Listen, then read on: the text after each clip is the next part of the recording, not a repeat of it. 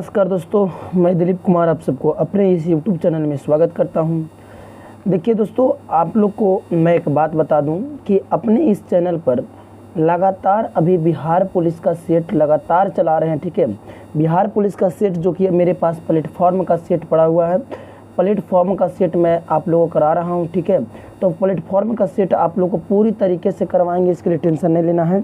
और पूरा एक से लेकर जितना भी सेट है इसमें पूरा फुल सेट करवाने का वादा आपसे करते हैं।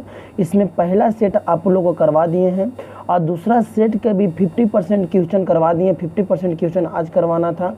तो चलिए बिना समय गवाए स्टार्ट करते हैं। ठीक है, तो ये 50 नंबर का सवाल मैं कल आप लोगों को करवा दिया था।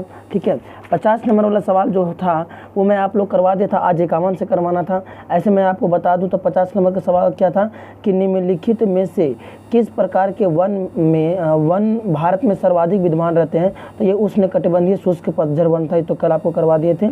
चलिए आज देखिए 51 नंबर, यहाँ से स्टार्ट करते हैं। ठीक है, स्टार्ट यहाँ से स्टार्ट करना आपको पड़ रहा है। ठीक है, ध्यान से देखिएगा, स्टार्ट कर रहे हैं। यहाँ से क्या कर रहा है मतलब कि भारत में दो सर्वाधिक नगरीकृत राज्य कौन सा है। यानी भारत में दो ऐसा नगर के नाम बताओ जहाँ पर ज़्यादा मात्रा में क्या है, नगरी, मतलब वहाँ पे ज़्यादा मात्रा में लोग रहते हैं, मतलब वहाँ पे कम जगह पे ज़्यादा लोग रहते हैं। तो भाई आपको पहला जगह हो गया आपको जो गोवा एक ऐसा जगह है जहाँ पे कम जगह में ज़्यादा लोग रहते हैं। तो गोवा तो आपको जाकर केवल सी में मिल रहा है। तो गोवा के साथ में मिजोरम को भी याद रखना है कि गोवा और मिजोरम जो है वो ज़्यादा करके नगरीयकृत राज्य। ठीक ना, नगरीयकृत में क्या होता है सर, तो नगरीयकृत के मतलब होता है कि जहाँ पे ज़्यादा मात्रा में राज्य रहता हो। ठीक है, चलिए अगर आप वीडियो को अभी तक ही लाइक नहीं किए हैं तो वीडियो को लाइक करके और हमारे चैनल को छोटा मोटा नन्हा मुन्ना चैनल को सब्सक्राइब आप लोग जरूर कर लीजिएगा। ठीक ना, क्योंकि सब्सक्राइब कीजिएगा तो मैं प्रत्येक दिन शाम को 5 बजे आपका वीडियो डालता हूँ, 5 से 6 के बीच में, तो आप लोग को पास नोटिफिकेशन चला जाएगा। ठीक है, देखिए ध्यान से अगला देखिएगा 52 नंबर सवाल देखिए। 52 नंबर सवाल दिख रहा है आप लोग को। 52 नंबर सवाल क्या कर रहा है, 52 नंबर सवाल कर रहा है कि निम्नलिखित में से कौन सा युग्म सुमेलित है। यानी कौन सा युग्म जो है वो सुमेलित है, यानी कौन सा युग्म जो है वो सही में लिखा हुआ है। ठीक ना, तो बाबू यानी कि देखिए आपको कह रहा है क्या हल्दिया उड़ीसा में है, बताना आपको कि क्या हल्दिया उड़ीसा में है या जामनगर महाराष्ट्र में है।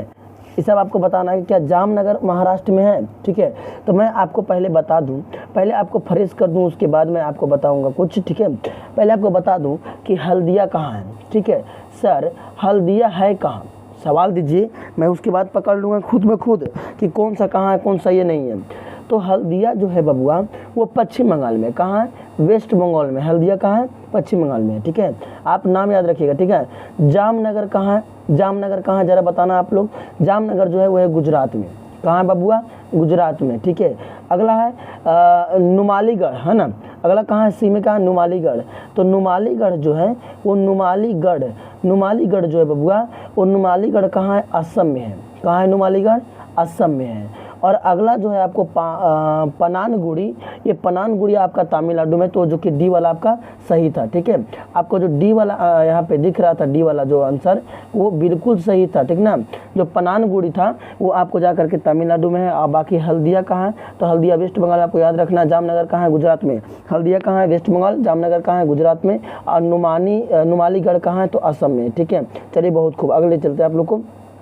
53 नंबर का सवाल देखिएगा, लेकिन निम्नलिखित में से किसने 13 दिसंबर 1946 को संविधान सभा में उद्देश्य संकल्प प्रस्तावित किया, जो कि भारत के संविधान के उद्देशिका का आधार बना। यानी उद्देश्य जो है वो कौन प्रस्तावित किया था। तो आप सबको पता है कि उद्देश्य जो हमारे संविधान में दिया गया है वो पंडित जवाहरलाल नेहरू ने उद्देश्य को प्रस्तावित किया था। ठीक है, मतलब कि 13 दिसंबर, डेट याद रखना कि 13 दिसंबर 1946 ईस्वी को उद्देश्य जो है वो हमारे संविधान में जोड़ा गया था। ठीक है, यानी कि मतलब उस समय रखा गया था। ठीक ना, बात को अब आप लोग को कुछ बातों को मैं यहाँ पे दिखाता हूँ, सिखाता हूँ।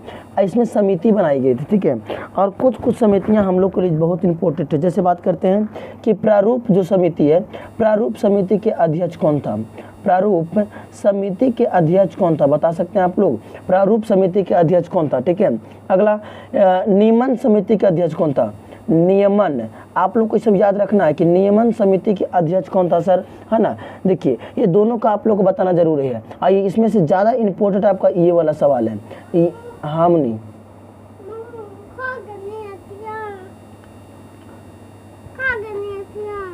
देखिए ये वाला जो सवाल है वो बहुत इंपॉर्टेंट है, ठीक ना, आपको ध्यान से इसको रखना है और क्या है इससे देखिएगा, ठीक ना। देखो ध्यान से, इसका आंसर क्या है प्रारूप समिति वाला। तो प्रारूप समिति के जो अध्यक्ष थे वो थे आपको जाकर के डॉक्टर भीमराव अंबेडकर, ठीक है, डॉक्टर भीमराव अंबेडकर, ठीक है, डॉक्टर भीमराव अंबेडकर, आप लोग को इसको याद रखना है, ठीक है। और जो नियामन समिति था उसका अध्यक्ष कौन बना था, तो डॉक्टर राजेंद्र प्रसाद, डॉक्टर राजेंद्र प्रसाद, ठीक ना, डॉक्टर राजेंद्र प्रसाद बने थे, ठीक ना। आगे ले चलिए, आप लोग को हो गया सवाल, इसका आंसर मिल गया आप लोग को, पंडित जवाहरलाल नेहरू। अगला सवाल 54 नंबर देखिएगा, 54 नंबर सवाल दिख रहा है आप लोगों को। 54 नंबर का सवाल करा कि जर्मनी के वाइमर संविधान से निम्नलिखित में से कौन सा लक्षण भारतीय संविधान में लिया गया है। यानी जर्मनी के वाइमर संविधान जो है वहाँ से हम लोग क्या लिए हैं से बताना आप लोग को। तो जर्मनी के वाइमर संविधान से कह रहा है कि राष्ट्रपति के आपातकाल के दौरान मौलिक अधिकारों के विलंबन संबंधी जो प्रावधान है वो जर्मनी से लिया गया। यानी कि राष्ट्रपति अगर नहीं रहेंगे तो मतलब राष्ट्रपति आपातकाल जब लगल रहेगा तो उस समय मौलिक अधिकार को जो रक्षा करने का बात रहेगा वो जा करके आपका ये आपको जर्मनी से लिया गया। तो ठीक है, अगला सवाल मतलब ये किस सभा का अध्यक्ष का सदस्य, मतलब किस सभा का अध्यक्ष उसका सदस्य नहीं होता है। यानी कौन सा ऐसा सभा है जिसमें उसका अध्यक्ष मतलब खुद नहीं होता है। तो आप सबको पता है कि राज्यसभा का जो अध्यक्ष होता है वो राज्यसभा का सदस्य नहीं होता है। ठीक है, आपको याद रखना है कि अनुच्छेद जो आर्टिकल है वो आर्टिकल 64 के अनुसार क्या होता है, मतलब आर्टिकल 64 के आधार पर राज्यसभा का सभापति उपराष्ट्रपति होता है। आप सबको पता है ये बात का। और राज्यसभा का सदन नहीं होता है, राज्यसभा अस्थायी सदन है जिसको भंग नहीं किया जा सकता। आपको याद रखना है कि राज्यसभा कैसा सदन है, अस्थायी सदन है, ठीक ना। और आपको बता दें कि इसका सभापति कौन होता है, इसका जो सभापति होता है वो होता है आपको जाकर के उपराष्ट्रपति। सबको पता है ना। आर्टिकल किसके अनुसार, आर्टिकल आपको ले जाकर के आर्टिकल किसके अनुसार, आर्टिकल 64 के अनुसार, ठीक ना। चलिए आगे ले चलते हैं आप लोग को। अगला सवाल देखिएगा, 56 नंबर सवाल दिख रहा है। मतलब कि सर्वोच्च न्यायालय, निर्वाचन आयोग, संघ एवं लोक सेवा आयोग, नियंत्रण एवं महालेखा परीक्षक का कार्यकाल जैसी संस्थाएं में एक समान लक्षण है, वो क्या है से बताना। ठीक है, वो क्या हो सकता है, ठीक ना। तो आपको मैं पहले बता दूं, यहाँ पे पहले कुछ बातों को सिखा दूं। ठीक है, इसका तो आंसर आप लगा लीजिएगा। इसका आंसर 56 का डी होगा। वे संवैधानिक क्या वजह, वे संवैधानिक संस्थाएं, ठीक ना। ये तो आप लोग कर लेना था, ये तो आपको आंसर लगा लेना। ठीक है, चलिए आंसर लगा लिए आप लोग, आंसर लगा लिए तो ठीक है। इसको थोड़ा सा मैं घेर देता हूँ छोटा सा एरिया में। ठीक है, अब आगे देखना, आगे आप लोग क्या कर रहे हैं। आगे आपको ध्यान से देखना है, आर्टिकल के बारे में बात करें। इन्हें आर्टिकल लिख रहे हैं 124 सॉरी, आर्टिकल 124 में क्या है। दूसरा आर्टिकल 324 में क्या है। अगला आर्टिकल 315 में क्या है। अगला आर्टिकल 148 में क्या है से बताना है। ठीक है, तो पहले मैं बता दूं कि 124 में सुप्रीम कोर्ट है। कौन है, सुप्रीम कोर्ट। ठीक है, सर्वोच्च न्यायालय 124 में है, ठीक ना।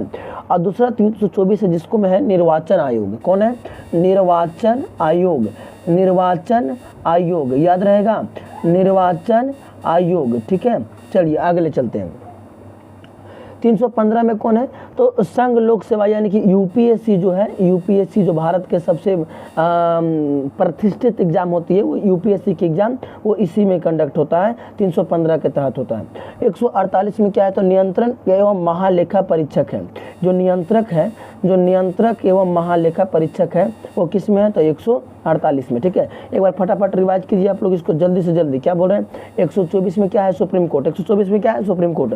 324 में क्या है, तो निर्वाचन आयोग। 324 में क्या है, निर्वाचन आयोग। और 315 में क्या है, तो यूपीएससी। 124 में सुप्रीम कोर्ट, 324 में आपको निर्वाचन आयोग। और आपको जाकर निर्वाचन आयोग क्या करता है, तो वोट वगैरह करवाता है, मतदान करवाता है। 315 में क्या है, तो यूपीएससी। और 148 में क्या है, तो नियंत्रक एवं महालेखा समिति परीक्षक। ठीक है, अगला सवाल कि निम्नलिखित में से कौन सी ऐसी एक संस्था, विदेशी संस्था जो विदेशी वाणिज्य उधारियों को नियमित करता है, यानी कि विदेश के जो मतलब कि आपको जो उधारी है उसको निकालता है। तो आपको मैं बता दूं, इसको जो आंसर होने वाली है वो विदेश के जो उधारियों को निकालता है वो निकालता है आपको जाकर के आरबीआई। ठीक है, को निकालता है आरबीआई। आरबीआई की फुल फॉर्म याद रखना कि reserve bank of India, reserve bank of India, इसका फुल फॉर्म आपको याद रखना, रिजर्व बैंक ऑफ इंडिया। यानी हम एक शब्द में कह सकते हैं तो आपका आंसर डी वाला होगा, रिजर्व बैंक ऑफ इंडिया। ठीक है, चलिए आगे चलते हैं। अगला सवाल आप लोग के सामने 58 नंबर सवाल देखिएगा। ठीक है, अगर आप अभी तक इस चैनल को सब्सक्राइब नहीं किए हैं तो प्लीज़ आप अपने चैनल को सब्सक्राइब करके अपना एक क्लास अटेंडेंस लगा लीजिए, ताकि मैं डेली शाम को 6 बजे के आसपास में वीडियो डाल देता हूं, तो शाम के 6 बजे आप लोग जो है वो वीडियो को नोटिफिकेशन आपके पास चला जाए। ठीक है, अगर आप लोग कहिएगा कि सर लाइव आकर के सेट मतलब इस प्रकार मरवाइए, तो मैं लाइव भी आ जाऊँगा। आप लोग टाइम एक बार बता दीजिएगा कॉमेंट में, और वीडियो अच्छा लगता है तो एक सुंदर सा कमेंट आप लोग जरूर किया कीजिए। ठीक है, चलिए 58 देखिएगा।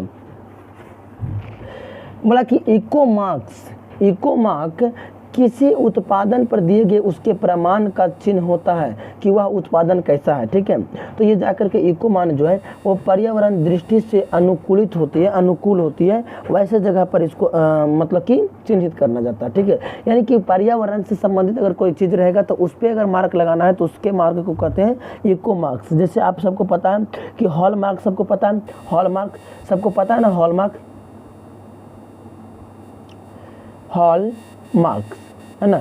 हॉल मार्क सबको पता है कि सोना के शुद्धता को चेक करता है, सोना के शुद्धता को कौन चेक करता है, तो हॉल मार्क चेक करता है। ठीक है, चलिए आगे ले चलते हैं। अगला सवाल 59 नंबर देखिएगा। बोला कि किसी उपज, दिख रहा सवाल, बोला कि किसी कृषि उपज के लिए न्यूनतम समर्थक मूल्य की घोषणा की जाती है। ये कौन करता है, मतलब कृषि उपज के लिए न्यूनतम, मतलब कि जो आपको मतलब खेती के बारे में बात करता है कि डिसाइड करेगा कि कितना रुपया लगेगा, इस बात को डिसाइड करने का जो श्रेय है वो किसके पास है। ठीक है, तो इसका जो आपका ये मतलब श्रेय जो है वो ले जाकर के कृषि लागत एवं मूल्य आयोग के पास इसका अधिकार है कि वो रेट को बढ़ा सकता है, रेट को घटा सकता है, कि गेहूँ कैसे किलो होगा, चना कैसे किलो होगा। ठीक है, 60 नंबर सवाल आप लोग देखिएगा। 60 नंबर सवाल क्या है, 60 नंबर सवाल कर रहा है कि रुपये की परिवर्तनीयता से क्या तात्पर्य है, रुपये की परिवर्तनीयता से क्या तात्पर्य है। ठीक है, तो आप लोग पहले पूरा ऑप्शन देख लीजिए। ऑप्शन नंबर ए पढ़ लिए, क्या बोला ऑप्शन नंबर ए कि रुपये के नोटों के बदलने का सोना प्राप्त कर सकना, यानी कि आपको ले जा करके, और भी यहाँ पर सी में भी ऑप्शन होगा, डी में भी होगा ऑप्शन यहाँ पे, है ना। तो इसका जो आंसर होने वाली है वो सी वाला होने वाली है। ठीक है, क्या होने वाली है, सी वाली होने वाली है। आप लोग इसको पढ़ लीजिएगा, ठीक है ना। चलिए 61 देखिएगा, 61 सवाल देखिएगा, 61 हाँ खूब। 61 देखिएगा, 61 सवाल क्या कह रहा है, बोला कि अवमूल्यन शब्द का अर्थ क्या होता है, यानी कि अवमूल्यन जो शब्द इसका मतलब क्या होता है। तो अवमूल्यन शब्द का मतलब होता है कि अन्य मुद्रा के तुलना में स्वदेशी मुद्रा के मूल्य को घटना। जैसे अगर मान लेते हैं कि इंडिया का 1 रुपया अगर कहीं के 100 रुपये, कहीं के 1 रुपये के बराबर अगर इंडिया में 100 रुपया है, तो ये कहीं ना कहीं हम कह सकते हैं कि अपना देश के जो पैसा है वो अगले देश के पैसा का पीछे हल्का सा मूल्य घट रहा है, यानी बाजार में क्या हो रहा है, तो बाजार में अवमूल्यन हो रहा है। ये इकोनॉमिक्स के सवाल आपको ध्यान रखना, ठीक है। चलिए 62 देखिएगा, मतलब कच्चा आम सिकुड़ जाता है जब लवण जल में उनका अचार बनाया जाता है। यानी जब हम लोग आम को, कच्चा आम को जब हम लोग अचार लगाते हैं तो कहीं ना कहीं आप देखे होंगे कि वो सिकुड़ जाता है। ऐसा क्यों, है ना, ऐसा क्यों बताइए। तो बोल रहा है कि कच्चा आम सिकुड़ जाता है क्योंकि उसके अंदर क्या होता है, तो परासरण होता है। परासरण की क्रिया होती है, जब उसको पानी के अंदर डाला जाता है तो परासरण की क्रिया होती है, ठीक है।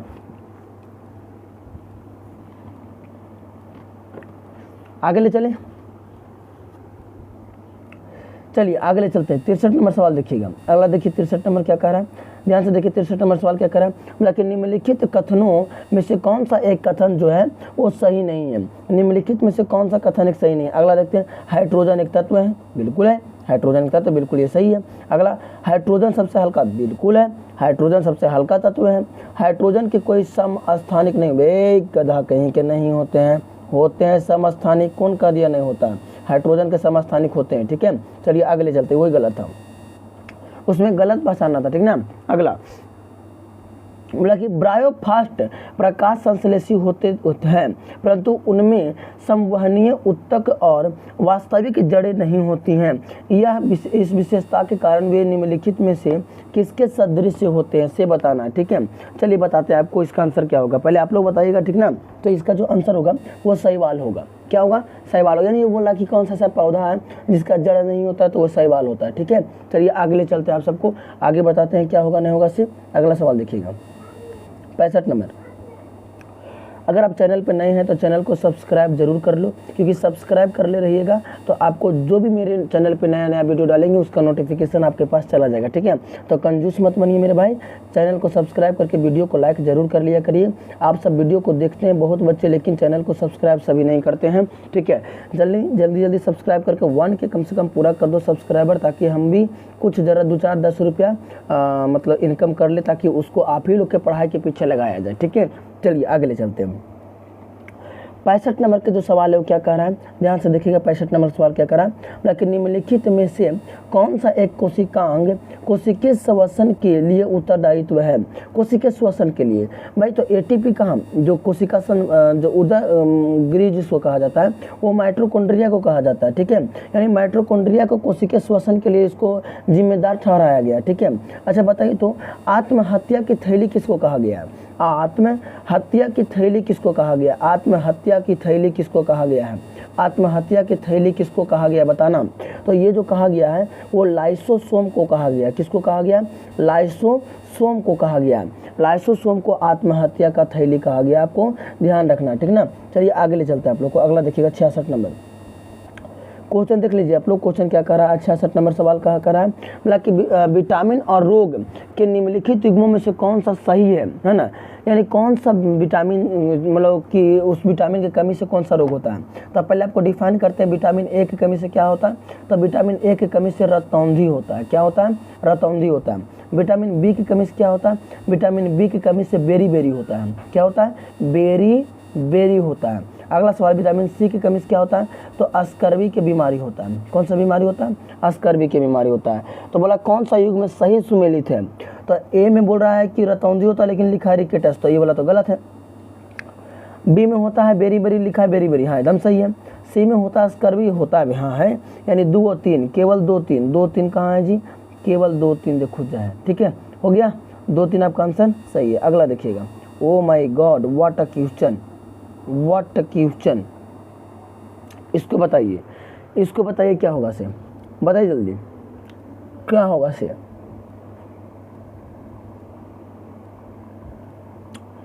व्हाट आंसर देखिए, तो आप सबको पढ़िए कि 1 minus cos square, sorry 1 minus sine square theta बराबर होता है कॉस स्क्वायर थीटा। सबको पढ़े है ना।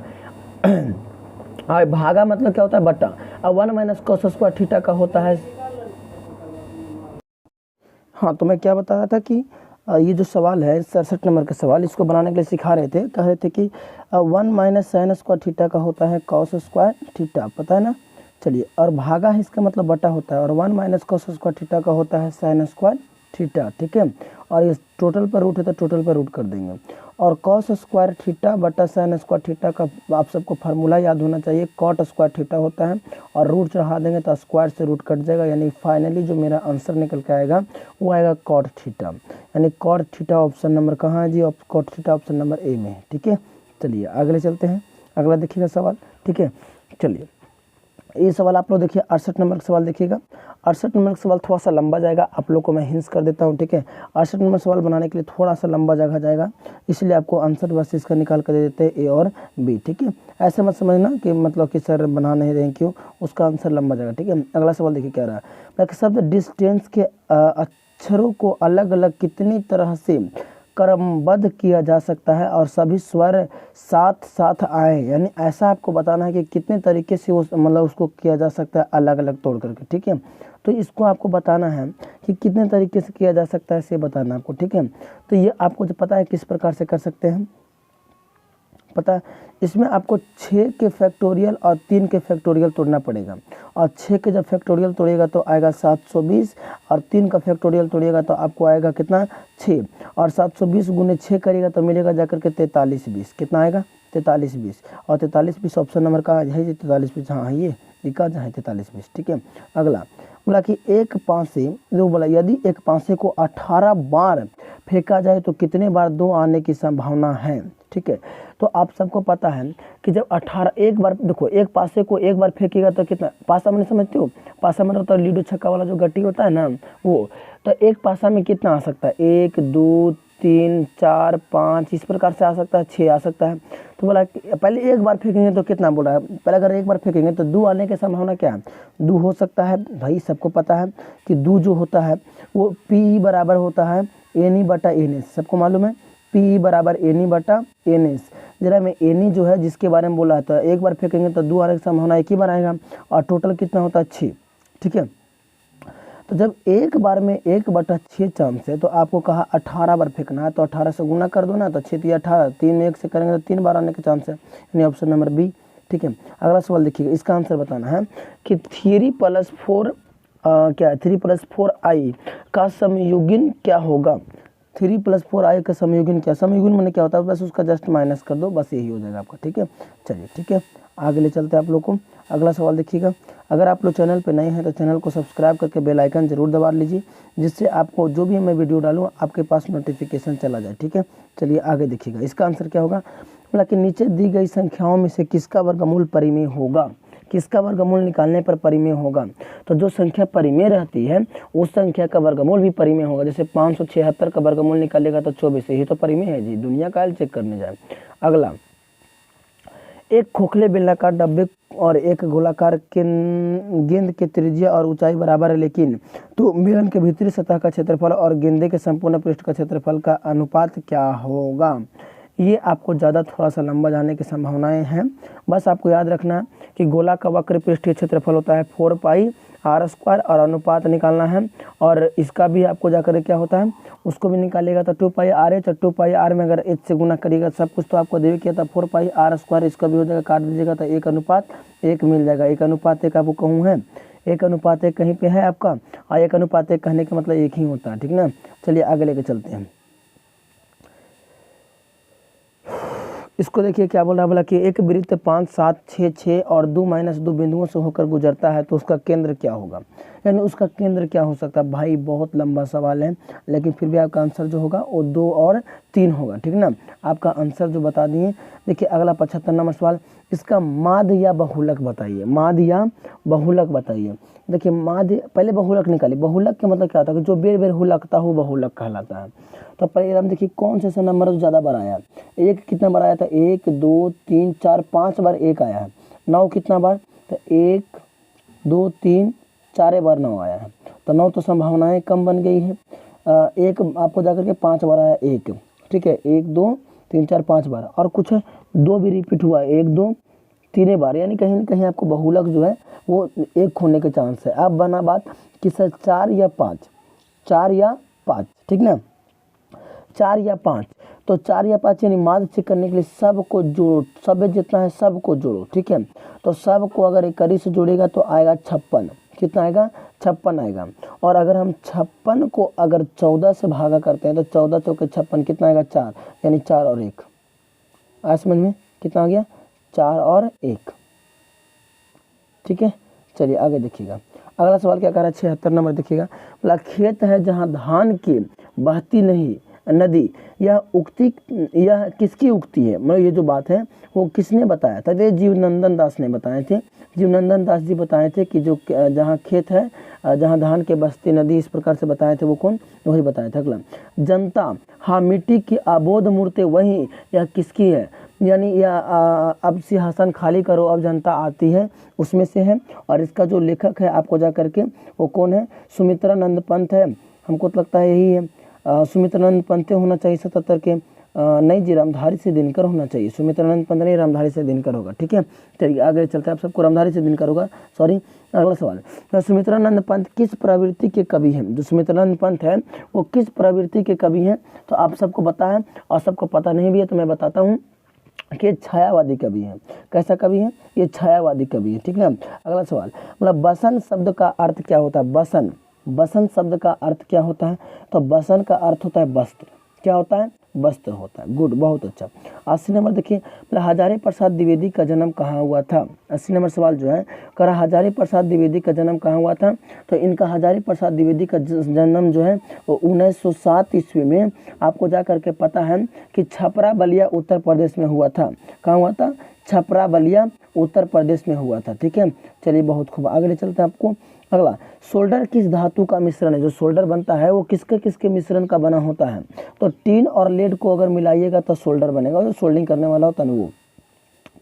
मतलब कि भीड़ को तीतर बितर करने में पुलिस द्वारा इस्तेमाल की जाने वाली आसुन गैस क्या है। मतलब जब भीड़ लगता है तो जो पुलिस है वो गैस इस प्रकार से उन लोग को मिलता है आदेश, वो गैस को अगर वहाँ पे ले जा करके अगर छोड़ता है तो वहाँ से गैस मतलब उस गैस से क्या होगा, भीड़ जो है वो हट जाएगा। तो उस गैस का नाम है क्लोरीन गैस। कौन सा गैस, क्लोरीन गैस, आपको नाम याद रखना है। ठीक है, क्लोरीन गैस। अगले चलते हैं आप लोग को। अगला सवाल देखिए क्या है, बोला कि सिरका निम्नलिखित में से किसका एक वाणिज्यिक नाम है।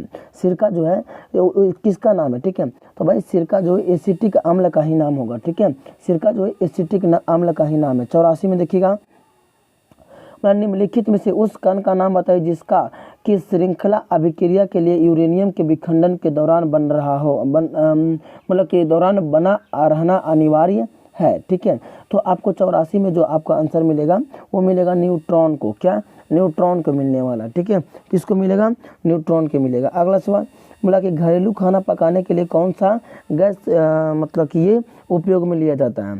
तो आप सबको पता है कि ये एलपीजी लेते हैं। कौन सा गैस लेते हैं बाबू, ये लेते हैं हम लोग LPG, LPG liquid petroleum gas. इसको हिंदी में द्रवित कुछ करके इसका नाम होता है। ठीक ना, तो देखिए इसमें द्रवित करके कहाँ पर है, द्रवित करके देखिए बी में। ठीक है, हम लोग को फुल फॉर्म नहीं, मतलब हम लोग को यही नहीं याद रहता था छोटा बच्चा में कि एलपीजी मैंने क्या होगा। तो हम लोग याद किए थे कि एल से ले और पी से पूरी और जी से घसड़, ले पूरी घसड़। ठीक है, यानी याद ही नहीं रहता था कि घरेलू में कौन सा गैस रहेगा, तो एलपीजी यानी ले पूरी घसड़। लेकिन आप लोग को ऐसा याद करने से काम नहीं चलेगा। ठीक है, 86 नंबर देखिए क्या कह रहा है, बोला कि निम्नलिखित में से संश्लिष्ट पॉलीमर कौन सा है। यानी संश्लिष्ट पॉलीमर की बात करें हम तो ये कौन सा, आप लोग को बताना है कि संश्लिष्ट पॉलीमर कौन सा। ठीक है, तो सबको पता है कि संश्लिष्ट जो पॉलीमर है वो पॉलीअस्टाइरीन है। ठीक है, पॉलीअस्टाइरीन है। अगला क्वेश्चन यहाँ पे देख लीजिए, क्वेश्चन क्या है, 87 नंबर करा कि जब मानव हृदय में बाएं निलय का संकुचन होता है तो रक्त निम्नलिखित में से किस तरफ जाता है। ठीक है, रक्त जो है वो निम्नलिखित में से किस तरफ जाता है। 87 के आपको आंसर देना है किस तरफ जाता है। जब बाएं निलय में मतलब कि संकुचन होता है तो रक्त किधर की ओर जाएगा। तो सबको पता है कि रक्त जो है वो धमनी की ओर जाता है, लेकिन धमनी भी दो मतलब कि फुफ्फुस धमनी नहीं बल्कि आपको महाधमनी की ओर जाएगा। ठीक है, अगला सवाल कि परागन के दौरान पराग कणों को ग्रहण करने वाली पुष्प भाग को क्या कहते हैं। यानी कि जब परागन के दौरान जो पराग को ग्रहण करता है उसको क्या कहते हैं। तो आप सबको पता है कि उसको हक बिंदु कहा जाता है, यानी कि जहाँ से वो ग्रहण करता है। ठीक है, अगला सवाल देखिएगा, करा कि किसी एथलीट को तात्क्षणिक ऊर्जा के निम्नलिखित में से क्या उसको लेना चाहिए। ठीक है, तो आप सबको पता है कि अगर कोई जैसे खिलाड़ी है, क्या अगर कोई खिलाड़ी है और वो अगर उसके शरीर में एनर्जी खत्म हो गया, अगर उसके शरीर में ऊर्जा खत्म हो गया तो वो तुरंत क्या लेगा, तो तुरंत लेगा ग्लूकोज। और ग्लूकोज में क्या होता है, कार्बोहाइड्रेट होता है। अच्छा, ग्लूकोज की बात करें हम, ग्लूकोज की बात करें तो ग्लूकोज का सूत्र क्या होता है, C6H6 नहीं C6H12O6 है ना, ये होता है ग्लूकोज का सूत्र। ठीक ना, उसमें क्या होता है, कार्बोहाइड्रेट होता है। अगला सवाल, ओ तेरी, अगला सवाल यहाँ है ना, 90 नंबर सवाल देखिएगा। 90 नंबर सवाल का आंसर आप लोग दीजिएगा। क्या बोला कि निम्नलिखित संयोजनों में से कौन सा विषाणु मानवों के संक्रामक है। तो ये भाई H5N1 है। ठीक है, H5N1 है संक्रामक, बहुत खतरनाक बीमारी होता है ये सब। ठीक है, अगला मतलब कि थायरॉक्सिन हार्मोन स्रावित करता मतलब किया जाता है कहाँ से, थायरॉक्सिन हार्मोन कहाँ से निकलेगा। ठीक है, तो आप सबको पता है कि ये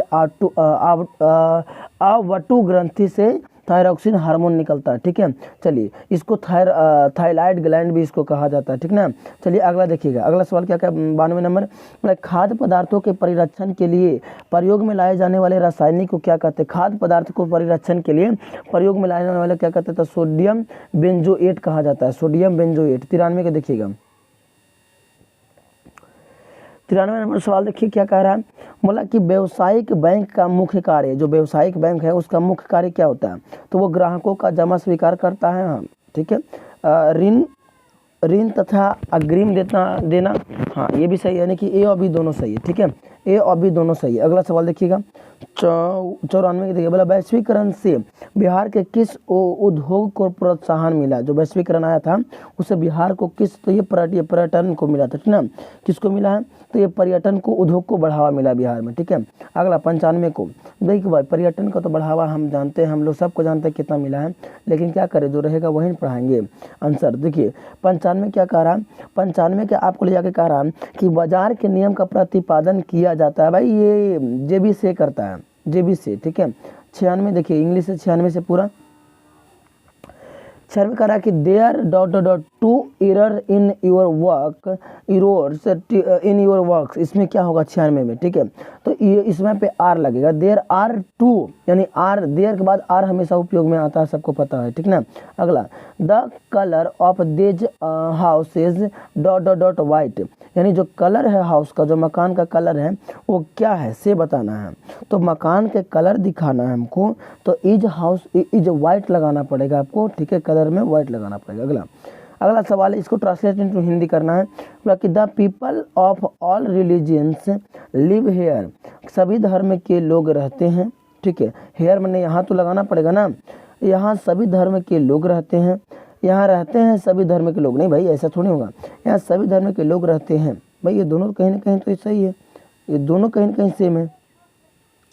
अच्छा, धर्मों के लोग रहते, आयुगों में धर्म के लोग है ना, तो इसमें आपको जा करके धर्म एगो रहेगा तो धर्म कहलाएगा, लेकिन अगर ढेर सारा धर्म की बात करना है तो आपको धर्मों लगता है, यानी कि बी वाला आपका सही है, ठीक है। चलिए अगले चलते हैं 99 देखिएगा, he said to me what do you want, आप क्या चाहते हैं, वो हमसे पूछती है कि आप मुझसे क्या चाहते हैं ना। चलिए देखिएगा, इसको देखिएगा, आप लोग सीखिएगा जरूर इसका आंसर क्या होगा, ठीक है। देखिएगा ही सेड टू मी, तो पहले तो उसको में हम कह सकते हैं कि 99 के आपको जाकर के वो आस्क मी, यानी कि पूछा व्हाट डू यू वांट, यानी कि आपको जाकर के पूछता है कि हाँ भाई आप क्या करना चाहते हैं, ठीक है। तो आपको जाकर के ask me what I wanted, यानी मैं क्या चाहता हूँ, हमसे पूछता है। 99 नंबर लास्ट सवाल देखिएगा, 99 नंबर सवाल क्या है, अभी तक के लिए आप चैनल को सब्सक्राइब नहीं किए हैं तो आप कर लीजिए जरूर, ठीक है, सब्सक्राइब जरूर कर लीजिए। मैं प्रत्येक दिन शाम को 6 बजे के आसपास आपको वीडियो डालता हूं। अगर आप लोग कहिएगा लाइव आकर के सेट मरवाने के लिए तो मैं भी उसमें तैयार हूं। आप लोग सुंदर सा कमेंट कर दिया कीजिए कि हाँ सर आप इतना मेहनत करते हैं, अच्छा करते हैं, नहीं करते हैं, इस प्रकार से हमको भी एनर्जी मिलेगा, ठीक है। और अगर कोई बच्चा पूरा वीडियो देखता है तो उसको ज़्यादा फायदा होता है, इसलिए वीडियो को पूरा देखा कीजिए, ठीक ना। चलिए तो आप लोग इंतजार रखल कीजिए कि हाँ सर 6 बजे वीडियो डालेंगे, मेरा चैनल को सब्सक्राइब करके इंतजार कीजिए, 6 बजे के आसपास वीडियो आपको मिल जाएगा, ठीक है। चलिए बोल रहा है कि choose the correct prefix to complete the word in the given sentence, तो गिवन सेंटेंस में आपको मिल जाएगा जाकर के miss, it was a mishap, ठीक है, it was a mishap, ठीक है। चलिए वीडियो को समाप्त करते हैं। वीडियो कैसा लगा आप लोग एक बार लाइक करके और कमेंट करके हमको ज़रूर बताइएगा। कल शाम के वीडियो आपको फिर से आ जाएगा 6 बजे, ठीक है। चलिए तो सेवा को समाप्त करते हैं। Thank you so much. अगर कोई बच्चा नया जुड़ता है तो सब्सक्राइब जरूर कर लिया करो, ठीक है। चलो थैंक